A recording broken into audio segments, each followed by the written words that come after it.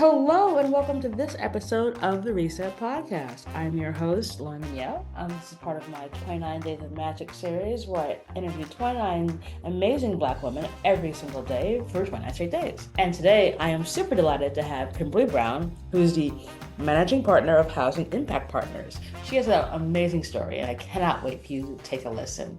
Hey Kimberly, how are you? Hey Laura, good to talk to you. I am delighted to be here. What was it, 2 weeks ago that we met in NOLA? I work fast. Come on. I work No, listen, healthy. I smile a lot. People, and again, I have, good cult leader like qualities. I mean, friendly qualities.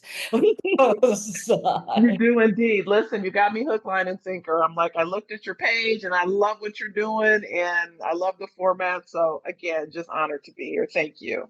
Awesome. Well, so wonderful to have you here. So we're going to dive right in. First Mhm. question, always the same. Answers, always awesome. I'm sure yours will be no different. So, Kimberly, what was your first job? The very first job, like a I don't want, 16-year-old you job. could pick a 16-year-old, you could pick one out of college, whichever you want. Okay, yeah, I'm gonna do two real quick. The 16-year-old job, and this actually explains a lot as I look back over my journey. My 16-year-old job, maybe even 15 with the work permit, I was hired as a telemarketer to convince people to take out RB Furniture credit cards. And I was one of the top producers in a room full of grown-ups. It was a sales job. Didn't know it then, but it set the stage for the rest of my career at 16. Wow. Yeah. One, how is that legal for you to be 16-year-old selling credit cards? I don't even know. I don't think it was. Believe me, there was smoking in the office. That was a whole different era. I'm probably ahead of most of your listeners in terms of my age. And so some people it might resonate because and others it won't because it was a bygone era. Wow. Definitely wouldn't be legal today. I was gonna say, like, this is crick, that's crick, right? Yeah, yeah, yeah. Fun time. Fun time. Hey, listen, you learn a lot and it becomes the thing that takes you on the road to your career. Speaking of which, so after we go from being a top producing salesperson at 16 years old to where we are now, what was that Yeah. career journey like? So the journey from selling credit cards at 16 led me to, after college, I actually started in operations in real estate, did that with a number of large firms over the years, found myself in brokerage. About 25 years ago, I lived in New York and had moved to New York then and had started with a women's business enterprise brokerage firm in New York that was aligned with the larger brokerage firms. And so it really set the stage. I serviced institutional business. I was somewhat of an account manager. And so that sales chops piece came into play for brokerage, for sales management, and then just fast forward to today. Again, background in brokerage, kind of my core competency, but I've moved into development. Development has found me. Affordable housing development, particularly being here in the city of Los Angeles, has found me. So that's just sort of the Cliff Notes version of how I got here. Well, damn, that's Yeah. pretty incredible. So, want to give us a little bit more insight into what you're doing now? Mhm. Yeah, no. So what's interesting is I've always been a leader, and I recognize as I look back over my personal life, my professional life, I see it at every turn. And so, with that said, about 13 years ago, a group came to me and said, "Hey, we need to activate Black professionals in Los Angeles around commercial real estate. There's only a handful of us. We need to coalesce and just really support each other." And so I, along with a group of close colleagues in the industry, started the Los Angeles chapter of the African American Real Estate Professionals. If you've got commercial real estate listeners and they're Black, they will know that there's this ecosystem. And so within this ecosystem, there's the African American Real Estate Professionals. ARAP started in New York in 1990. Fast forward to today, we're up to 12 chapters. Well, I'm a founding officer of the Los Angeles chapter, just rolled out of active leadership into a president emeritus title, so I'm honored. And this whole time, I've also led I'm the chair of the national network of chapters. So I say all that to say we've got about a dozen chapters around the country in most major markets. So I say all that, and by the way, New York is CURE, which is a Council of Urban Real Estate. It has its roots as ARAP New York. And so they rebranded for their own reasons about 12 or 13, about 12 years ago to Council of Urban Real Estate, but its roots are in ARAP New York. But I say all that to set the stage. So at the same time, I am leading this organization. I am a commercial real estate broker with Cushman and Wakefield. We reach a fork in the road because I had a really big deal. And I won't go into the gory details, but ran into some compliance. Like, okay, it's time to make a move here. Right. Fork in the road, parted ways with Cushman 2 years ago. I'm leading this organization. The organization is growing in prominence locally and nationally. All eyes on me. I start getting inbound traffic. I call it washing up on the shore. I start getting two things. One, I start getting deals from Black developers around the country. Hey, I'm looking for capital, right? Because I'm recognized as someone with a deep Rolodex and someone that's with ties, deep ties to the institutional private equity space. Secondly, I'm getting all the pension funds, all the institutions, the insurance companies, the Goldman Sachs, the private equities to start with. Kim, we've got these impact funds. This is circa 2020, as you can imagine. Remember Of course. 2020? Remember when DEI was in style? Yeah, it was, we were like, hey, listen, let's just ride this until this wave comes to an end, and it's now come to an end. I'm just saying, just saying. So there's DEI, but there's also impact investing that went quite alongside it. So in 2020, after George Floyd's murder, all this capital starts pouring into these funds, right? And so it was in style for all these pension funds and private equity groups to parade their social impact funds across social media and the like. And so all this money's pouring in. Well, they need to invest in deals. So I'm starting to feel like an increasing clip phone calls from the capital markets. Hey, we're looking for deals. The brokerage firms, I've had all 11 brokerage firms as sponsors of ARAP just because of my deep ties over the years. But hey, we're looking to activate. Guess where they're looking to activate, and guess where they're looking for deals? In Black communities. Okay. What I call historically underestimated. I don't call our communities underrepresented. I used to call them historically overlooked, but that gave outside groups too much power. I call us historically underestimated. Oh, y'all didn't know. Suddenly they know. And so that led to, just a lot of engagement around that. I was trying to facilitate that as a broker, but it became apparent. Some really prominent folks came to me and said, it's time. It's time for you to launch your platform. Me? And so with that said, Housing Impact Partners was born. 3 partners, myself, a legacy developer here in the city of Los Angeles by the name of Cherie Franklin. We call her the godmother of commercial real estate. She's advised the last 6 mayors. She's deeply rooted in the city. She is that phone call when she's a developer of developers.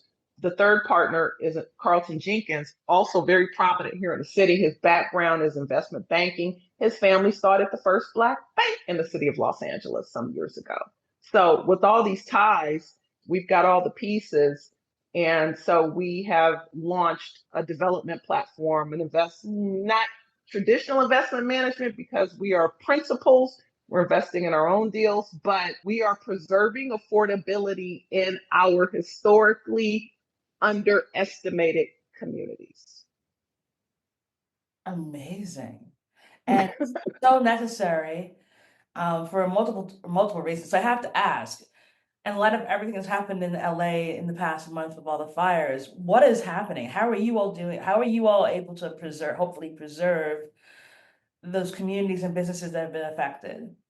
Yeah, and thank you for asking, and thank you for your concern. And yes, I mean, 2025 came in with a bang, like wow. Wow. And so yeah, and so as you know, we've had the fire. So we've been 2 years with our strategy. So we were already started down this path. And then we also are a service to the Los Angeles mayor's office. As you all know, she's a Black woman. We got our first Black woman as mayor.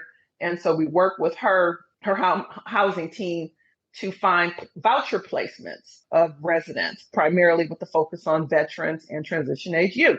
Well, after the fire, listen, in my opinion, is getting kind of zooey because there's so many groups activating, doing so many things, and now enter the folks that are trying to capitalize and see an opportunity. And while we need all the things, it's all over the place. So what we decided to do is instead of collecting clothes, I mean, that just got so out of control. Instead of raising money, we decided to stay down our own path. But guess what we did? We decided to open up and make placements available to fire victims of the fire. And as you know, Altadena particularly is, for lack of a better way to say it, is a historically Black community here in Southern California. And so we started getting phone calls from folks.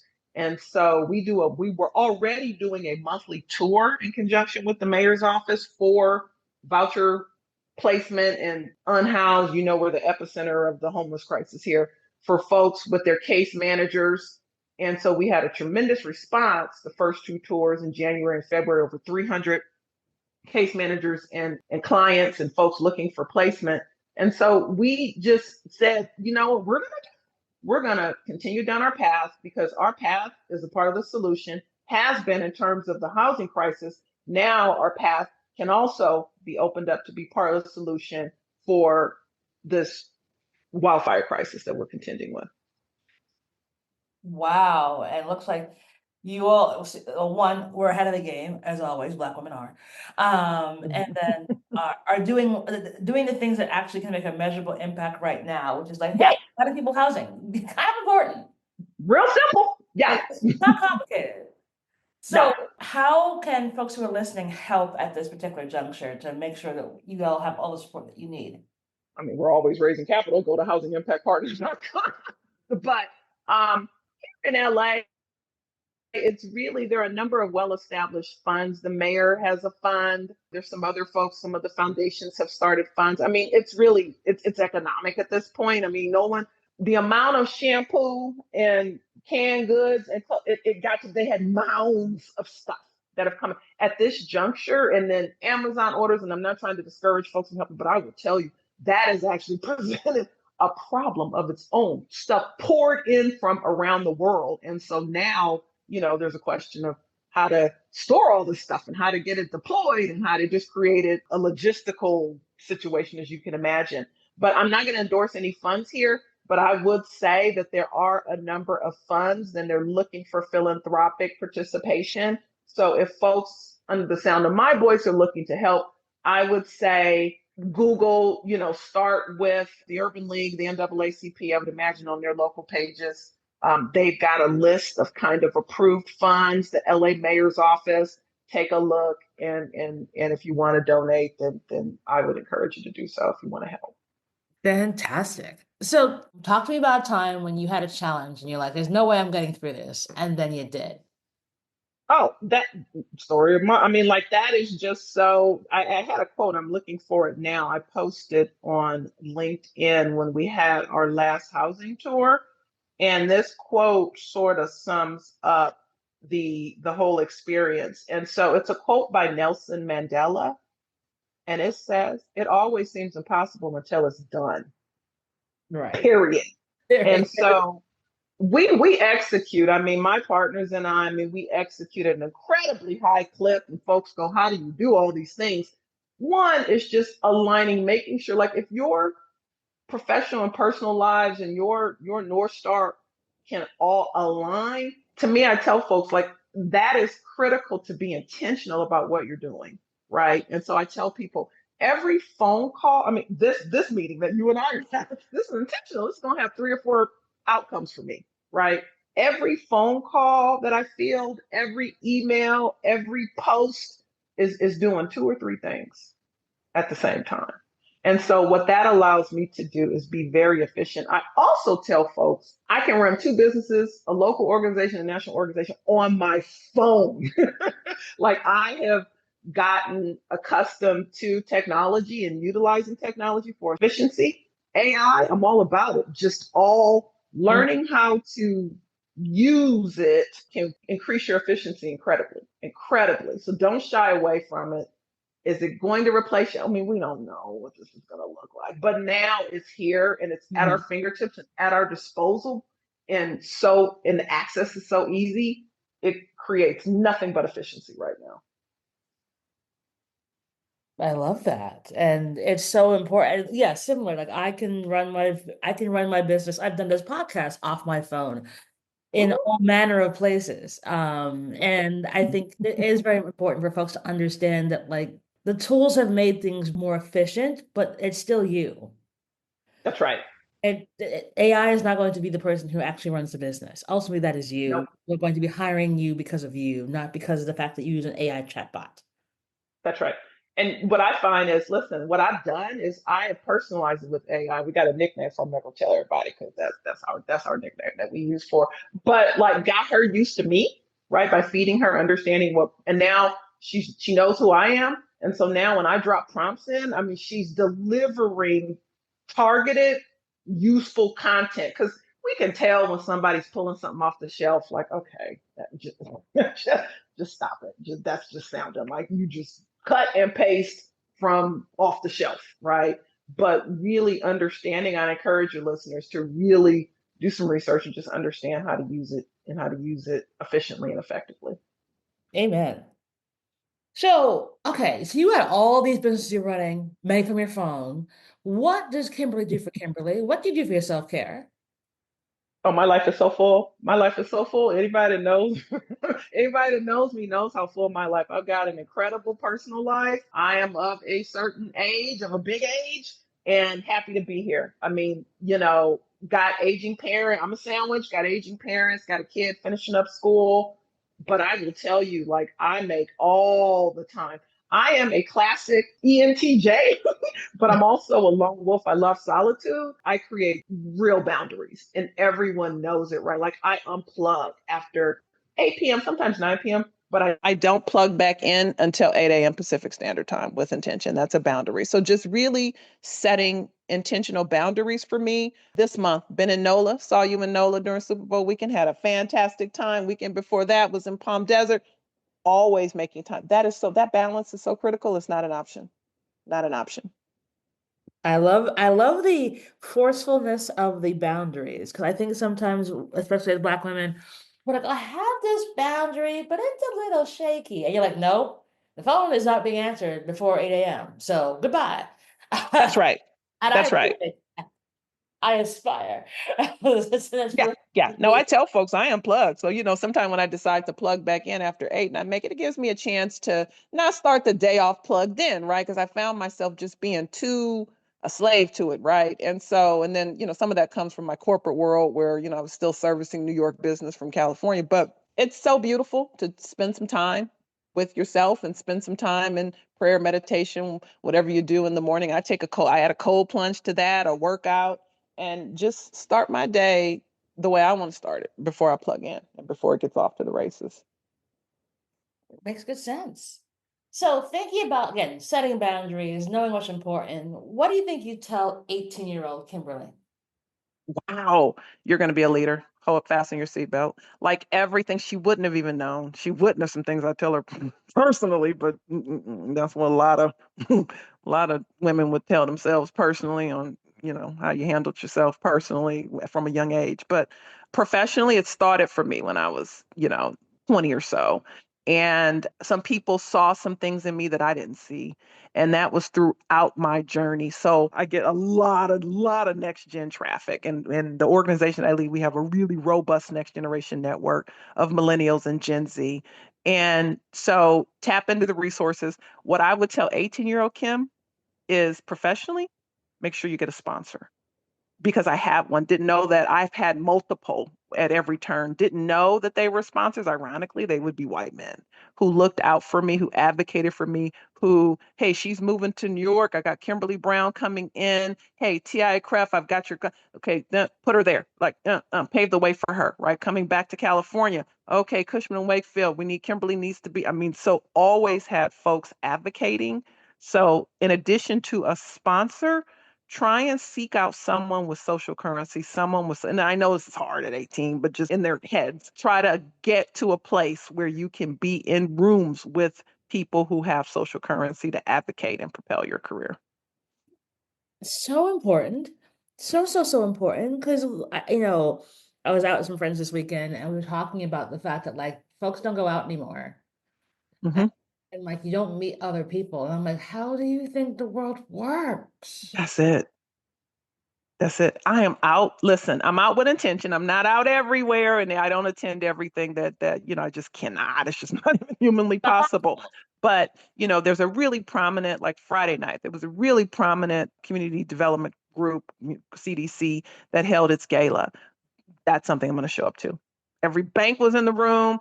Every nonprofit was in the room. I mean, it's a room. I work that room like a rented mule just because, I can be in my space. I'm 6 feet tall. The room kind of comes to me and, it just kind of works out really well. But I mean, just being very intentional, but you got to be out there. There was a saying someone said, because they're like, God, you look like you're everywhere. No, no, no, no. I tell folk, I am at home 95% of the time. My job is to make it look like I'm everywhere because I'm at the Thank you. right things. Thank you. Honestly, that's kind of how I live my life too. Mhm. I'm like, yeah, but you would believe I'm home. So home and love it. And that's that balance, that solitude, just being able to strike it. And again, knowing everybody can't, listen, this comes after a 35-year career in commercial real estate, well networked, well, it took time to get here, but I love it here. I love that for you. I love it for you. All right. So, do you have a give and or an ask of the audience? Ooh, that's an interesting question. You might even stump me here.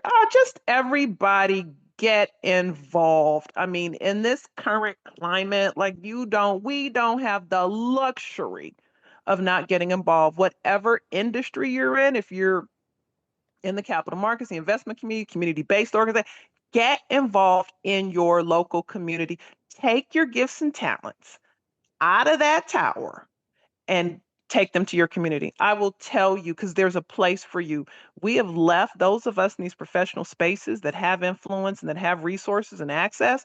We have left our communities vulnerable because we've been climbing, right? And we've been giving, we've been centering others more than we've been focused on what we can do. So whether it's sitting on a board of a local community, but I know everybody's got goals to be on corporate board, you need to sit on a board of a community-based organization, a Mhm. local nonprofit. If you've moved to areas outside of your community, that's fine too. There's a community somewhere around you. And so I would say that is, I heard a chorus of voices a couple years ago here in Los Angeles from the prominent folks in the community said, we need you, ARAP. Guess where we were? We were having wine in Century City on the 52nd floor, right? Not just totally left our communities vulnerable. Now look, now all this outside investments pouring in, displacing folks, gentrifying, whatever you want to call it. So my call to action, there's a lot of community-based organization. There's no excuse for not lending your gifts and talents on some level. I love that. That's fantastic. Thank you so much for giving Thank that you. Thank you. Thank you. wonderful buzz. And now, last question for you. Mhm. Kimberly, what's one thing that brings you joy? Oh my God, just everything about my life. I tell you, my family, obviously, and I know everyone says that, but I've got a 92-year-old mother. My father passed a number about 5 or 6 years ago, but my mother is 92, still lives in the same house. Incredibly, I'm just so grateful. I'm just so grateful. I'm just grateful for all the things, all the opportunities I've been given. It just brings me joy. I've got a daughter who's thriving as a daughter. So those of you with young adult daughters, you know that that's a journey. But just, personally and professionally, I mean, my life just brings me joy. I love it. I absolutely love it. I mean, Thank you. Oh, and my dog. a dog, of course. I'll never forget the pups. Um, Looking at him, yeah. yeah. Looking at me. Like, he's like, hey, what about me? Exactly. Oh my gosh, Kimberly, you are just wonderful brilliance and chock full of incredible, impactful advice, and also Hmm. coming from an industry that we often don't see many Black women in. And Nope. not Nope. only just surviving, but thriving in every bucket that you put your hands in. And it is necessary to see. I mean, again, you're one of the reasons, like I said, why I keep doing this because folks don't know you all exist. Yeah. I often think those doors to these industries are so closed, and it's like, yeah, that's not the case. Like, Hmm.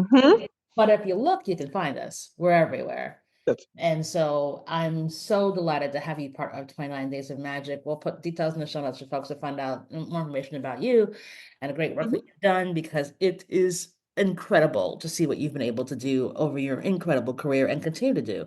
So thank you so much for being part of 29 Days of Magic. Thank you. And I just have to say, Laura, I mean, like you and I don't even think, did we have 5 words? Did we exchange a dozen words when we met See? Nola? And so See? to go from that 2 weeks ago to here, I admire you for I everything told you're you, doing. I see how you're moving. you see, you think you're a good saleswoman? I am a very good saleswoman. Really. Which is probably why we connected, which is probably why this call is happening so efficiently. And then boom, Boom, done. And we're good. Well, what are we thank you, talking man. about? Right. Thank you. No, thank you for all you do. Please continue in this tradition and everything that you're doing. Just very impactful. Appreciate it. Coast to coast. I see you. I recognize you. And in this climate, we need more of this. We need more Laura's, folks. Okay. More. Awesome. If Thank not you us, so much. then who? If not now, then when? Exactly. Amen. And Yeah. that is our show.